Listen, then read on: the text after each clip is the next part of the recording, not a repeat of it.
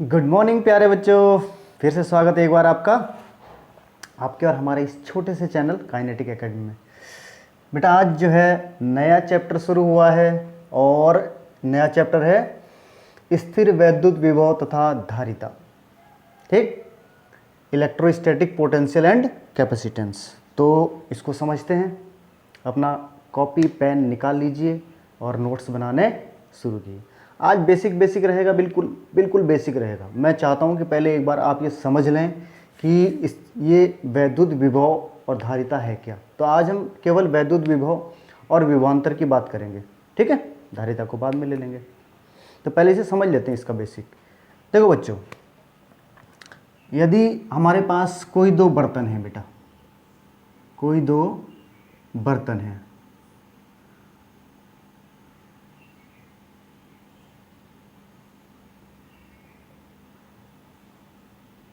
दोनों बर्तनों में पानी भरा है, दोनों बर्तनों में क्या पानी भरा हुआ है।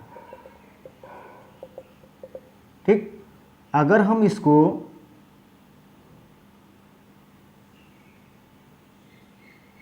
यहां से जोड़ दें, यहां से जोड़ दें, इस तरीके से कनेक्ट कर दें, तो आप ये बता सकते हैं कि पानी की दिशा या पानी का प्रवाह, पानी का प्रवाह जो है किस बर्तन से किस बर्तन की ओर रहेगा।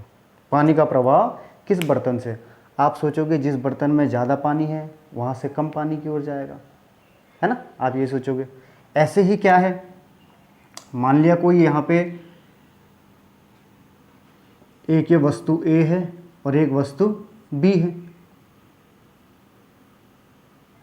एक वस्तु A है और एक वस्तु B है।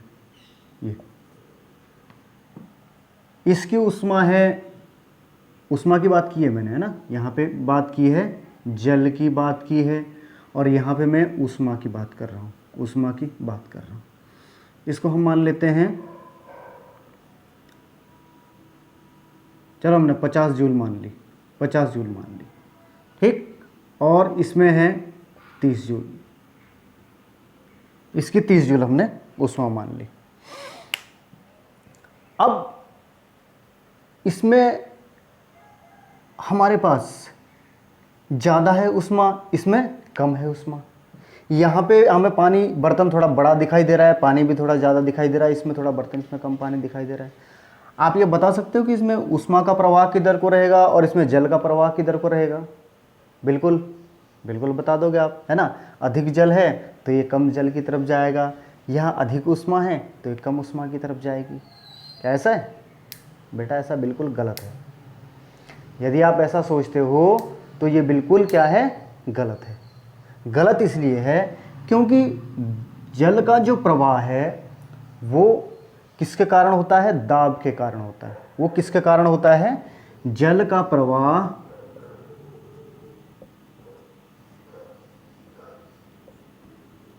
दाब के कारण होता है। जहां पे दाब ज्यादा रहेगा वो ज्यादा जल प्रवाहित करेगा।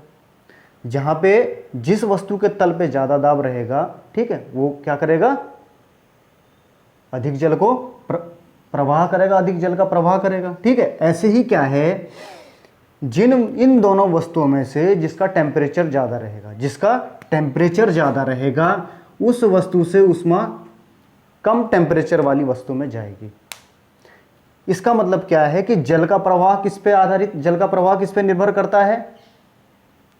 दाब पर, तल पर निर्भर करता है ना। तल पर दाब, तल पर ही तो लगेगा। और उष्मा का प्रवाह जो है ताप पर निर्भर कर देगा। उष्मा का प्रवाह ताप पर निर्भर करता है, ठीक है। इसी प्रकार बेटा यदि हम किन्हीं दो वस्तुओं को जोड़ें, ठीक, एक पे चार्ज कितना है? एक पे चार्ज हम मान लेते हैं 10 कूलाम का आवेश है, ठीक है। एक पे मान लेते हैं 50 कूलाम का आवेश है। अगर ये दोनों चालकों को यदि हम किसी सुचालक तार द्वारा जोड़ें, इन दोनों चालकों को हमने क्या, किसी सुचालक, ठीक है, तार द्वारा हमें जोड़ दिया जाए, तो आवेश जो है किधर से किधर को बेटा, आवेश किधर से किधर को बहेगा? आवेश किधर से किधर को बहेगा? क्या तुम बता सकते हो? अगर तुम ये कहो कि सर 50 ये कूलाम का आवेश है, ये 10 कूलाम के आवेश की ओर, बिल्कुल गलत है बेटा। इसका ये जो डिपेंड करता है ये पोटेंशियल पे डिपेंड करेगा। किस पे? विभव पे डिपेंड करेगा कि जिसका विभव, यदि इसका विभव 80 वोल्ट का है, यदि इसका विभव 80 वोल्ट का है और इसका विभव 40 वोल्ट का है, तो ही इसकी दिशा इधर को रहेगी। अगर मान लिया ये गलती से ये 80 वोल्ट इधर है, 80 इधर है और 40 इधर है, तो इसकी डायरेक्शन चेंज हो जाएगी। बात समझ में आ गई? इतनी बात समझ में आ गई? तो जल का जो है, जल की मात्रा से कोई लेना देना नहीं है, जल के प्रवाह का, ठीक है। उष्मा की मात्रा का उष्मा के प्रवाह से कोई लेना देना नहीं है। ऐसे ही जो है, जो चार्ज का जो प्रवाह है, आवेश का जो प्रवाह है, उसका आवेश की मात्रा से कोई लेना देना नहीं है। वो किस पे? पोटेंशियल पे डिपेंड करता है। किस पे? विभव पे डिपेंड करेगा। आज हम इसी के बारे में पढ़ेंगे, विभव के बारे में। तो आप जरूर इस चीज को लिख लीजिए, लिखा देते हैं आपको, ठीक है ना, कि जिस प्रकार द्रव का प्रवाह, ठीक, अधिक दाब से कम दाब की ओर, जिस प्रकार जल का प्रवाह, ठीक, अधिक दाब से कम दाब की ओर, ठीक, जल का हो गया। अब किसका था? ऊष्मा का प्रवाह, ऊष्मा का प्रवाह अधिक ताप से कम ताप की ओर, अधिक ताप से कम ताप की ओर। उसी प्रकार आवेश, जो हमारा मेन मुद्दा है आज का, आवेश का प्रवाह क्या? अधिक विभव से कम विभव की ओर, कम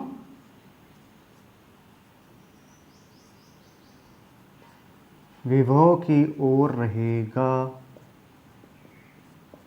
कम विभव की ओर रहेगा। इसमें बेटा एक चीज का ध्यान रखना, अधिक विभव से कम विभव की ओर केवल धनावेश के लिए, केवल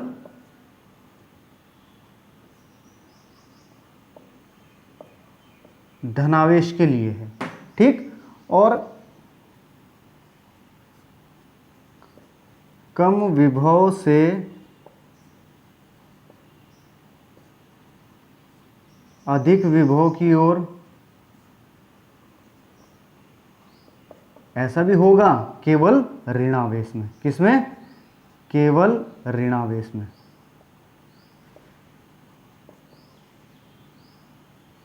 केवल ऋणावेश में। इतनी बात समझ में आ गई बेटा? केवल ऋणावेश में। ये बहुत छोटी छोटी बातें हैं बेटा, लेकिन बेसिक बातें हैं। आज के यार बेसिक ही तो होगा क्या। पहले आप इसको समझ तो लो कि वैद्युत विभव है क्या, आगे तभी तो कुछ कर पाओगे। जब पता ही नहीं चलेगा वैद्युत विभव है क्या, कहाँ से कहाँ को जा रहा है आवेश इसमें, ठीक है, तुम्हें पता लगेगा कि ये इतने कुलाम का, इतने कुलाम का चार्ज जो है बड़े चार्ज से छोटे चार्ज की ओर प्रवाहित कर दोगे, ऐसा नहीं होगा बेटा, ठीक। वो पोटेंशियल पे डिपेंड करेगा, ठीक है। तो पोटेंशियल को आज अच्छी ढंग से समझो। जिस प्रकार जल का प्रवाह अधिक दाब से कम दाब की ओर, ठीक, ऊष्मा का प्रवाह अधिक ताप से कम ताप की ओर, आवेश का प्रवाह उसी प्रकार आवेश का प्रवाह अधिक विभव से कम विभव की ओर, कम विभव की ओर रहेगा। इतनी बात समझ में आ गई बेटा? ये किस पे डिपेंड करेगा? तल पर, तल पर डिपेंड करेगा जल का प्रवाह। ये किस पे डिपेंड करेगा? ताप पर। ये किस पे डिपेंड करेगा? विभव पर। इतनी बात समझ में आ गई बेटा? ठीक है। अब एक बात और, चलो ठीक है, पहले इसे उतार लो, जल्दी से उतार लो, कॉपी कर लो जल्दी से।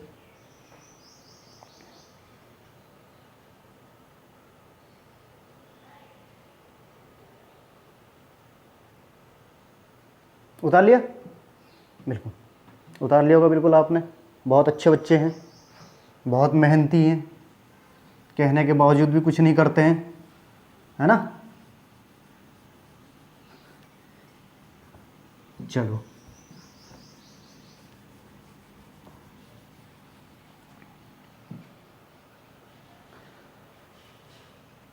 देखो बेटा, जो घरों में जो पंखे चलते हैं, घरों में क्या चलते हैं, पंखे चलते हैं, इसमें क्या होता है, एक छोटा सी एक डिब्बी होती है वाइट कलर की, उसे क्या बोलते हैं, कंडेंसर जो हम बोलते हैं, क्या बोलते हैं, कंडेंसर।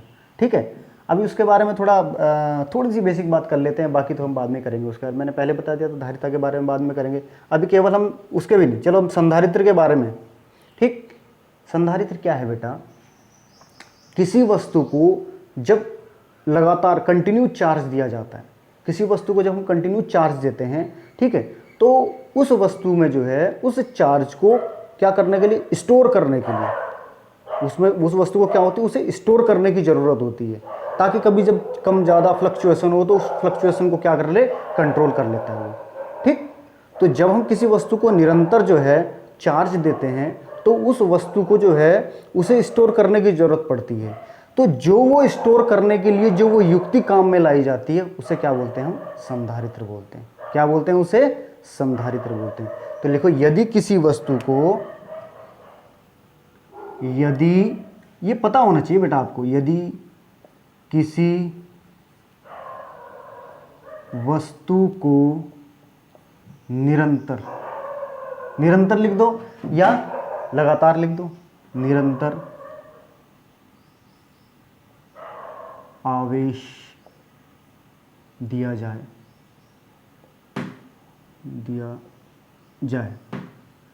किसी वस्तु को निरंतर आवेश दिया जाए तो क्या है, उस दिए गए आवेश को संग्रहित करने के लिए, तो उस दिए गए आवेश को संग्रहित करने के लिए क्या है, संग्रहित करने के लिए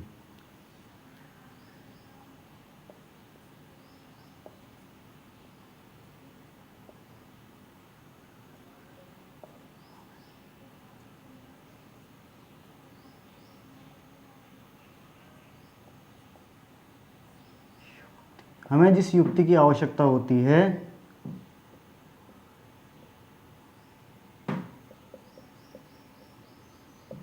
उसे संधारित्र कहते हैं, उसे संधारित्र, क्या लिख दिया यार, संधारित्र कहते हैं। किसी वस्तु को लगातार कंटिन्यू चार्ज दिया जाए, ठीक है ना, तो उस चार्ज को स्टोर करने के लिए हमें जो युक्ति, जिस युक्ति की आवश्यकता होती है उसे क्या कहते हैं, संधारित्र कहते हैं। ठीक, अब देखो बेटा, अब बात करते हैं हम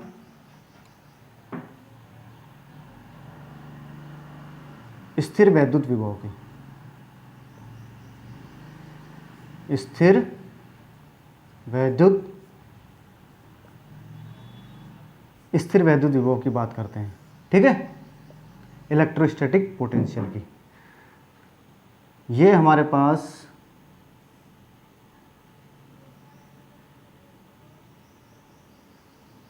कोई बिंदु है, पॉइंट चार्ज है, ठीक है, क्यू पॉजिटिव है बिंदु ए पर, और ये बिंदु भी है, यहां से दूर अनंत पर, ये क्या है, अनंत, क्या है, अनंत पर पॉइंट चार्ज, अनंत पर पॉइंट चार्ज, परीक्षण धनावेश। क्या होता है ये, हमने पहले भी यूज किया है बेटा इसको विद्युत क्षेत्र की तीव्रता में, परीक्षण धन आवेश, धन आवेश। ये बहुत छोटा चार्ज होता है, नाम ही परीक्षण धन आवेश है, इसकी अपनी कोई इलेक्ट्रिक फील्ड नहीं होती, इसकी अपनी कोई इलेक्ट्रिक फील्ड नहीं होती। हाँ, जब ये किसी और दूसरे के इलेक्ट्रिक फील्ड के जो एरिया में जाता है तो अपने ऊपर बल का अनुभव करता है। ठीक, अब यहाँ पे ये क्या है, बिंदु ए पर पॉजिटिव प्लस क्या है, प्लस क्यू चार्ज है, प्लस क्यू चार्ज है। अब जब यहाँ पे चार्ज है तो इसकी अपनी इलेक्ट्रिक फील्ड भी होगी, इलेक्ट्रिक फील्ड भी होगी इसकी अपनी, ठीक है ना, अपना इसका विद्युत क्षेत्र भी तो होगा, ये इसका विद्युत क्षेत्र,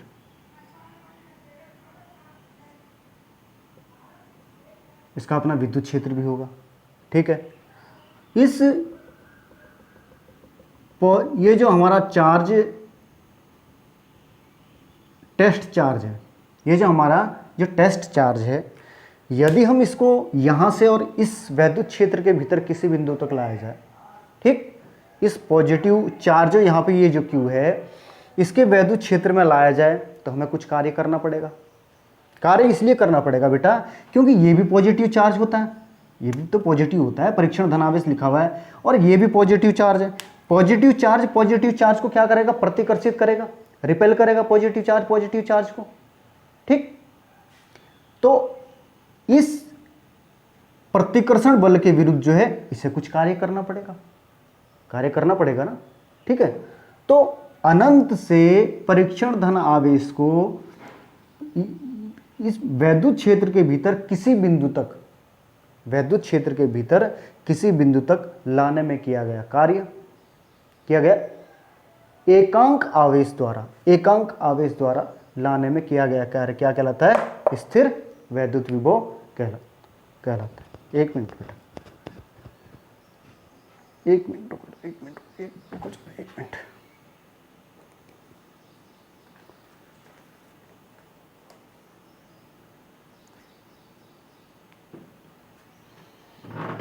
हाँ अब ठीक है।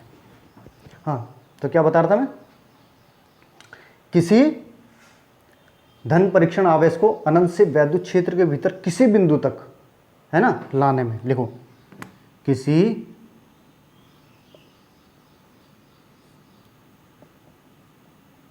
परीक्षण धन आवेश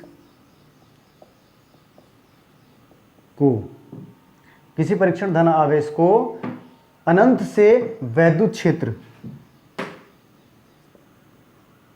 अनंत से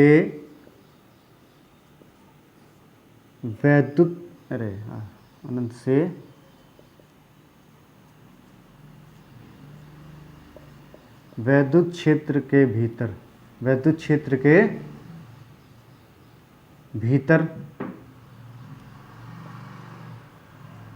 किसी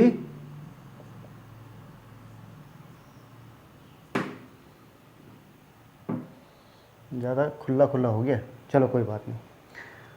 किसी परीक्षण धन आवेश को अनंत से वैद्युत क्षेत्र के भीतर किसी बिंदु तक लाने में वैद्युत बल के विरुद्ध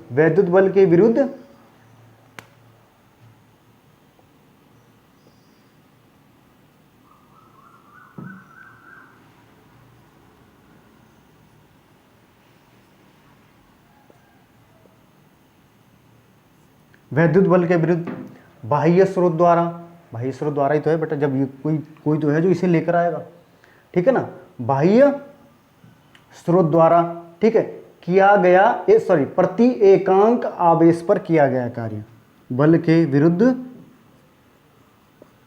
प्रति एकांक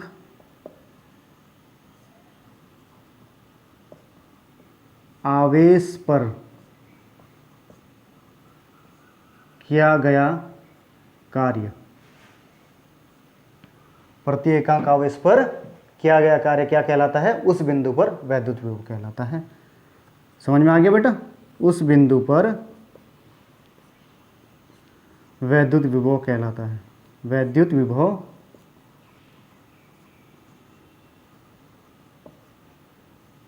कहलाता है।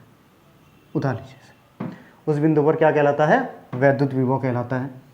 V इज टू क्या हो जाएगा, किया गया कार्य क्या है, W, और कहाँ से, ये Q0, ठीक।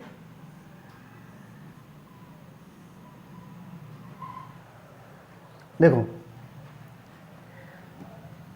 यह एक क्या विद्युत विभव के बारे में बात हो रही है, कहीं तुम कुछ और ही सोचो, तुम्हारा कुछ पता भी नहीं चलता।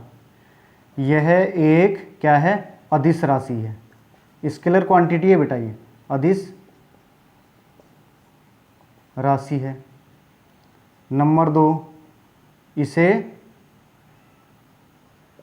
किससे प्रदर्शित करते हैं? इसे v से प्रदर्शित करते हैं, v से प्रदर्शित करते हैं। नंबर 3 है मात्रक। और मात्रक क्या रहेगा? W कार्य का मात्रक क्या रहता है? जूल, ठीक। और इसका मात्रक क्या होगा? आवेश का, कूलाम। तो जूल प्रति कूलाम, जूल प्रति कूलाम, ठीक। और नंबर 4 क्या है? विमा। विमा क्या रहेगी बेटा इसकी? देखो W की होती है ml² t-2, ठीक। और इसकी क्या रहेगी? आवेश की क्या होती है? AT। निकाल दो यहां से, ml² t-3, अब एक t और नीचे भी है ना, ऊपर आके भी माइनस का हो जाएगा, और A-1, ये इसकी विमा हो जाएगी, ठीक।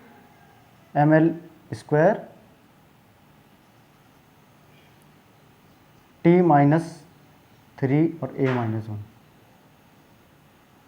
विमा ही होगा, ठीक है। इसे उतार लो बेटा जल्दी से।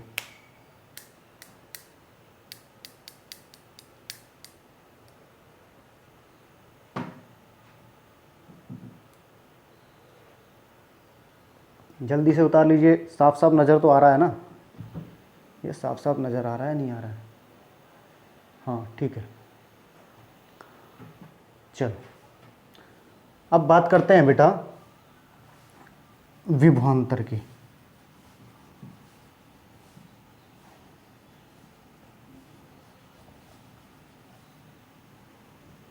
विभवांतर में भी यार क्या है? विभवांतर यही है, ए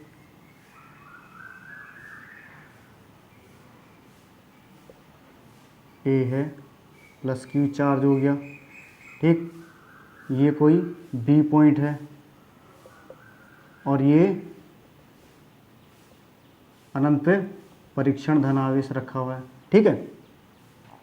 परीक्षण धनावेश है। तो परीक्षण आवेश Q0 को वैद्युत क्षेत्र के भीतर किसी बिंदु, वैद्युत क्षेत्र के भीतर किसी बिंदु नहीं, बिंदु B से बिंदु A तक लाने में क्या, कि कौन सा बल है यहाँ पे? प्रतिकर्षण, वैद्युत प्रतिकर्षण बल के विरुद्ध किया गया कार्य, बस इतना है यहाँ पे। यहाँ से क्या है? बिंदु B से बिंदु A तक परीक्षण धन आवेश Q0 को बिंदु B से बिंदु A तक, वैद्युत क्षेत्र के भीतर बिंदु B से बिंदु A तक, ठीक। तो परीक्षण धन आवेश Q0 को, ये क्या है? क्या लिखेंगे बेटा हम इसे? विभवांतर,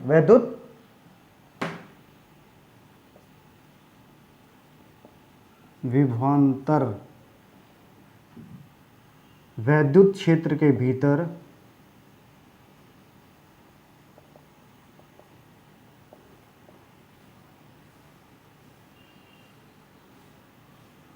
अनंत से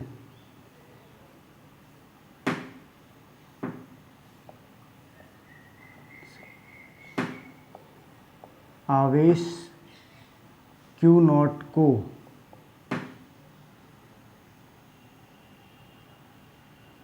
किसी बिंदु तक, किसी बिंदु नहीं, बिंदु B से बिंदु A तक लाने में वैद्युत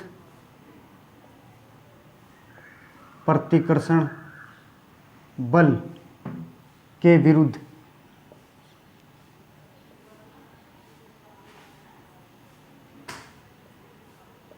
किए गए वैद्युत प्रतिकर्षण बल के बिंदु B से बिंदु A तक लाने में, ठीक, किए गए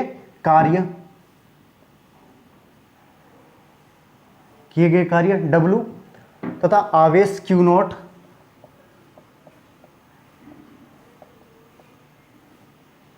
के अनुपात को ये अनुपात को क्या कहेंगे? उस बिंदु पर विभवांतर।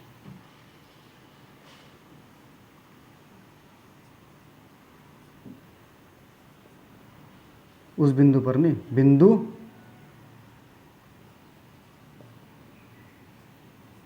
बिंदु किस पर? बिंदु बी व ए के मध्य का विभवांतर। बिंदु बी व ए के मध्य का विभवांतर।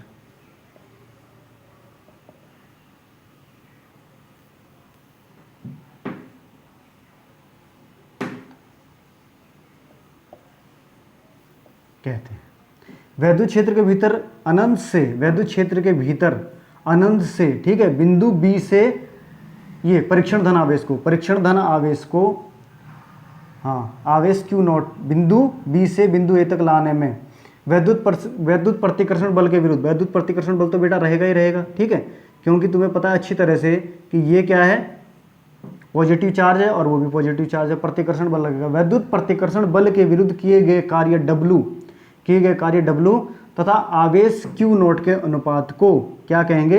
बिंदु B व बिंदु A के मध्य का विभवांतर कहेंगे। तो VB माइनस के VA, B और A का विभवांतर VB माइनस VA बराबर किया गया कार्य बटे E। ठीक, अब इसके बाद बेटा हम नेक्स्ट लेक्चर में पढ़ेंगे बिंदु आवेश के कारण वैद्युत विभव ज्ञात करना। बिंदु आवेश के कारण वैद्युत विभव लेक्चर नंबर 2 रहेगा। आज बेसिक था, ठीक है, और इसे अच्छी तरह आपने समझ लिया होगा। तब तक के लिए टेक केयर, बाय बाय।